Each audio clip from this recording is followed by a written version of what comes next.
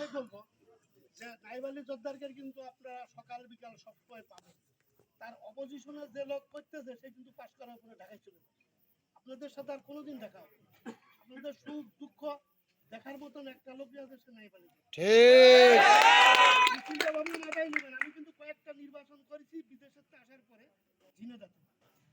দেখেন যারা ইজলগের কাছে মফুলগের কাছে গেলি আপনার গেট 7টা পাড়ি দিয়ে দেওয়া লাগে।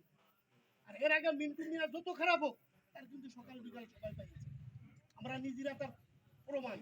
এবং শৈলকুপার যদি আবার মাতুব্বাড়ি ফিরতি চান নাইব আলী জোদ্দার ছাড়া হবে না।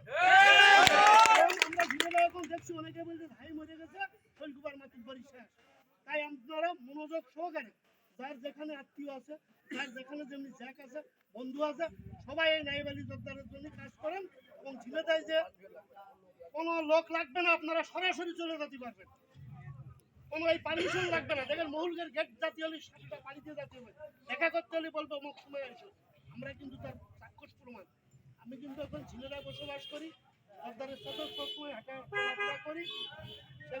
আপনারা সবাই অতএব এই জিনিসটা মাথায় রাখবেন সবাই। আমার অনুরোধ, নিজেদের লোকের মানে সেই চিতায় ডাল থাকতে নাকে বাদ দেবেন, এই জিনিসটা মনে রাখেন। এমনি ঝিনেদায় আমাদের নাম তো শৈলকুপার লোক, শৈলকুপার লোক। এখন কিন্তু মাতুব্বাড়ি অনেকটা হরিণাকুণ্ডুর উপর। কারণ ঝিনেদার এখন হচ্ছে আপনার সেক্রেটারি হরিণাকুণ্ডুর, সভাপতি কিন্তু এখন হচ্ছে হরিণাকুণ্ডুর, আমাদের মাতুব্বাড়ি। এই জিনিসটা সবাই মনে রাখে, কাজ করুন। আমাদের নিজের